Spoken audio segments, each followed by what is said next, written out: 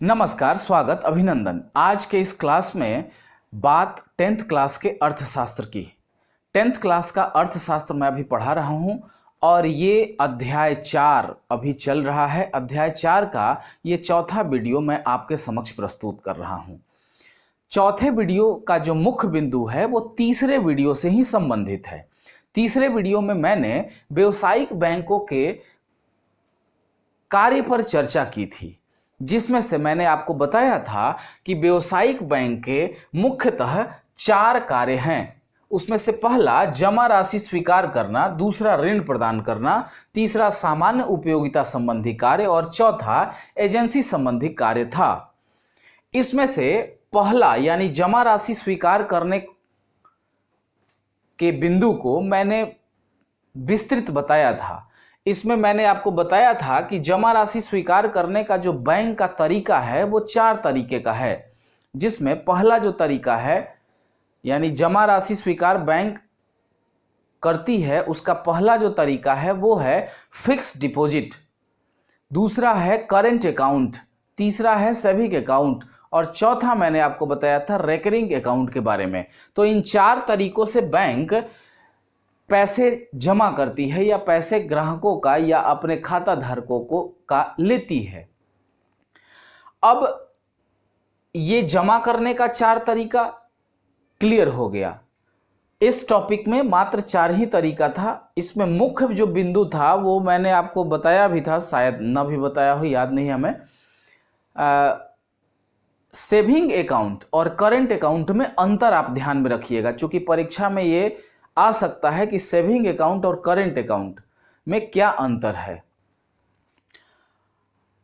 तो इस पर चर्चा हो चुकी थी। आज जो चर्चा होगी वो व्यावसायिक बैंक के दूसरे कार्य पर चर्चा होगी। दूसरा जो कार्य व्यावसायिक बैंक का है वो है ऋण प्रदान करना, यानी प्रोवाइडिंग लोन्स। अब ऋण प्रदान करने का जो बैंक का तरीका है वो मुख्यतः 4 तरीके का है। पहला तरीका, जो बैंक जिस तरीके से ऋण प्रदान करती है उसे पहले को कहते हैं अधिविकर्ष, इंग्लिश में इसको ओवरड्राफ्ट कहते हैं। दूसरा नगद साख, जिसे हम कैश क्रेडिट भी कहते हैं। तीसरा है ऋण या अग्रिम, जिसे हम लोन या एडवांसेस कहते हैं। चौथा है याचना और अल्प सूचना, इसे हम इंग्लिश में loan eight call and short notice के नाम से जानते हैं। अब एक एक करके इसकी व्याख्या हम करेंगे। अधिविकर्ष ओवरड्राफ्ट, ये ऋण प्रदान करने की व्यावसायिक बैंकों की एक व्यावसायिक बैंकों का ऋण प्रदान करने का एक तरीका है। वैसे खाता धारक जिनका किसी व्यावसायिक बैंक में चालू खाता होता है, वैसे खाता धारकों को बैंक चालू खाते पर जमा रकम से ज्यादा पैसे निकालने की जब सुविधा देती है तो उसे अधिविकर्ष या ओवरड्राफ्टिंग कहा जाता है। इस ओवरड्राफ्टिंग की सुविधा उन्हीं को मिलती है जिनका जमानत के तौर पर कोई ना कोई कागजात, जमीन का कागज या किसी और तरह के जमानत का सामान बैंक अपने पास रखती है। और ये जो अधिविकर्ष का ऋण है, ये जो अधिविकर्ष का तरीका ऋण का है, ये अल्पकाल के लिए ऋण दिया जाता है और इसका जो ब्याज का दर है वो बहुत ज़्यादा होता है। अब व्यवहारिक तरीका से समझिए। ऋण देने का एक तरीका हुआ अधिविकर्ष ओवरड्राफ्ट। जिनका चालू खाता बैंक में है, करेंट अकाउंट जिनका बैंक में है, उनको बैंक जमानत पर, जमानत मतलब सिक्योरिटी पर, जमानत शब्द को समझ लीजिए कि जैसे कोई व्यक्ति आपको कर्जा कब देता है, जब वो जानता है कि ये व्यक्ति हमको पैसा लौटा देगा, इसके पास कुछ सोर्स ऑफ इनकम है जहां से इसको पैसा आता है। या आपका जमीन का कागज रख लेगा अपने पास, या आपका सोना चांदी जो गहना है, आभूषण है घर में, कहेगा कि उसको ले आइए, उसको रख के आपको इतना पैसा देंगे। तो सेठ साहूकार पहले इसी तरह का काम किया करते थे। बैंक भी थोड़ा मॉडिफाई हो गई है, लेकिन इसी तरीके की है। फोकट में थोड़ी ये पैसा दे देगी, कर्जा दे रही है तो कुछ न कुछ जमानत के तौर पर, यानी सिक्योरिटी मनी के तौर पर, सिक्योरिटी के तौर पर, मनी तो दे ही रही है, सिक्योरिटी के तौर पर कुछ न कुछ रखेगी। वो आपका गहना गुड़िया रख लेवे, जमीन का कागज रख लेवे, कोई बॉन्ड लिखवा के रख लेवे, या कोई और जो सरकारी प्रतिभूतियां हैं उन चीजों में से कोई भी चीज को रख ले। और वो जब रख लेगी उसके बाद ही आपको कर्ज की सुविधा प्रोवाइड कराएगी, कर्ज आपको देगी, फोकट का नहीं दे रही है।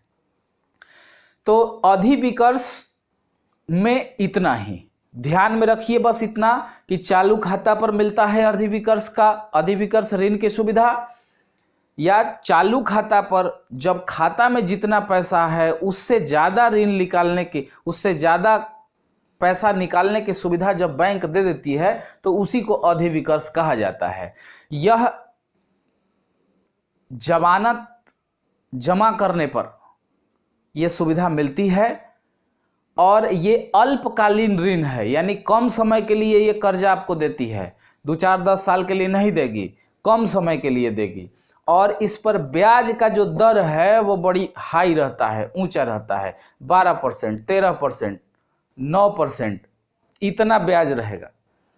तो ये था आपका बैंक के द्वारा अपने ग्राहकों को, उनके यहाँ जिसने अकाउंट खोला है उनको कर्ज देने का एक तरीका। ठीक है, ओवरड्राफ्टिंग, हमें लगता है आप समझ गए होंगे ओवरड्राफ्टिंग यानी कि अधिविकर्ष की सुविधा क्या है। अब आते हैं दूसरे पॉइंट्स पर, नगद साख। नगद साख अंतर्गत बैंक अपने ग्राहकों को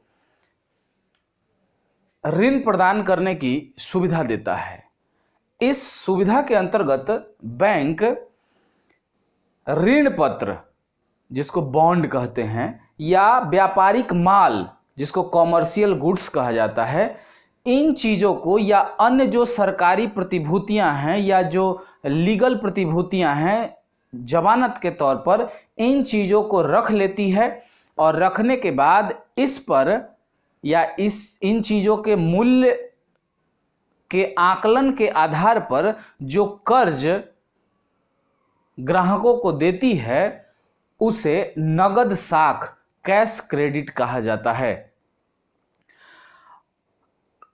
क्योंकि इस ऋण को देने के पहले बैंक ऋण पत्र या व्यापारिक माल, कॉमर्शियल गुड्स, यानी कि कोई ना कोई नगद साख, नगद कोई जमानत आपसे लेती है, जमा कराती है, उसके एवज में आपको ऋण या पैसा देती है, इसलिए इसे नगद साख ऋण कहते हैं।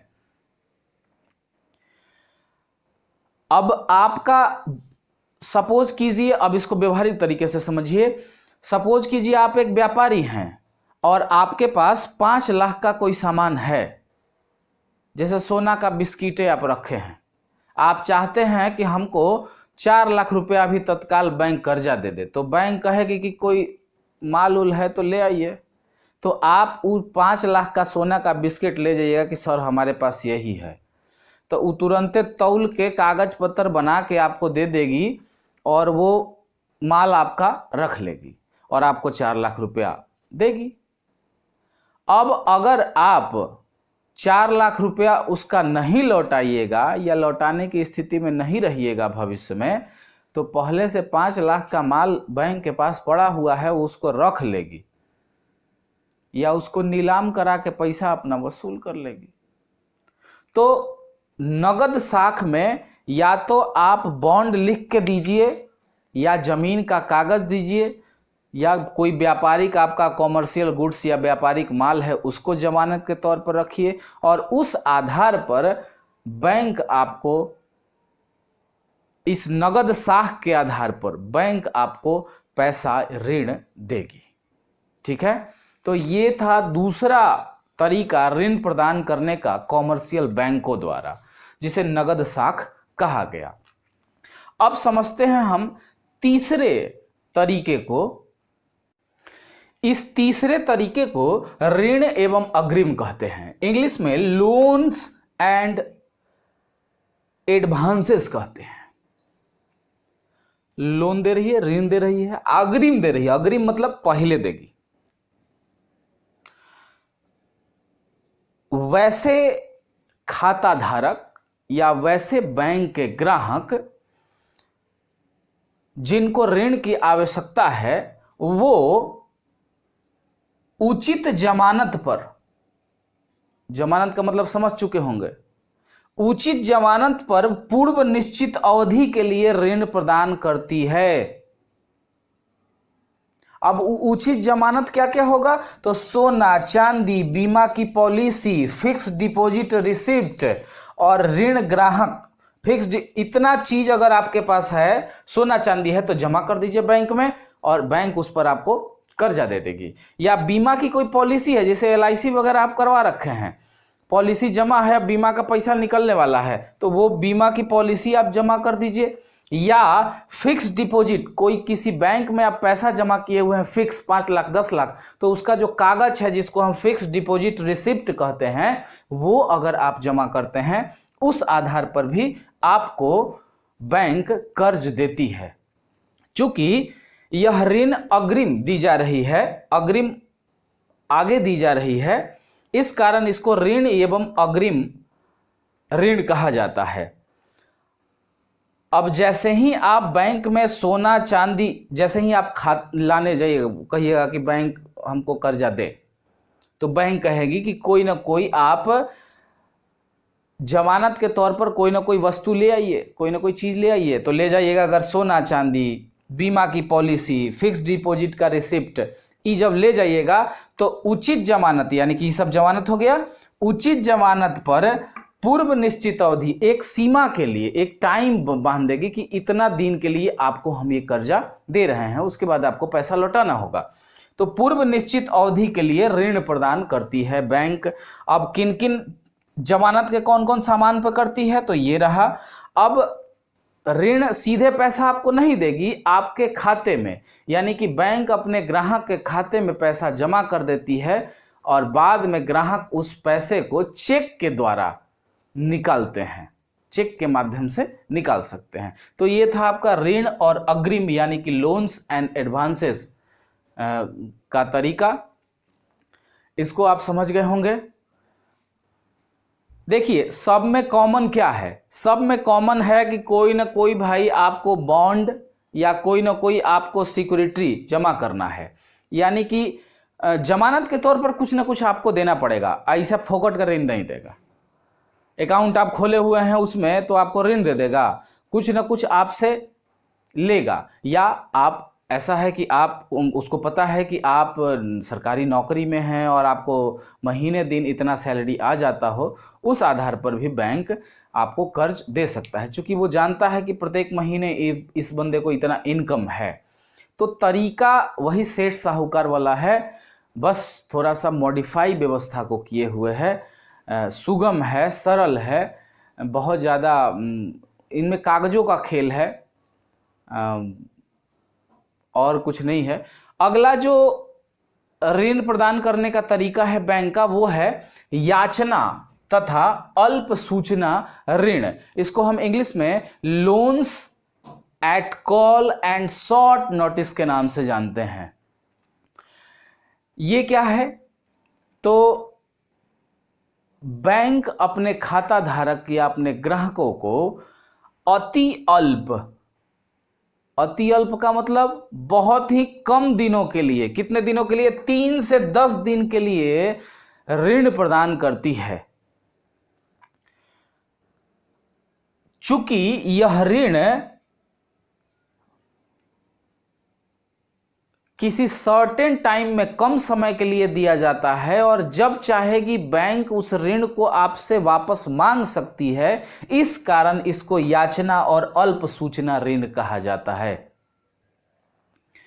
अब इस ऋण पर ब्याज का दर जो होता है वो बहुत कम होता है। कम इसलिए होता है क्योंकि कम समय के लिए ही दिया जा रहा है, 3 से 10 दिन के लिए दिया जा रहा है। तो 1 से 1.5% आप जो भी पैसा लेंगे 1 से 1.5% आपको ब्याज उस पर देना होगा। मुख्य रूप से याचना और अल्प सूचना वाला ऋण ये सट्टेबाज लोग लेते हैं। सट्टेबाज, बोली उली लगाने वाले।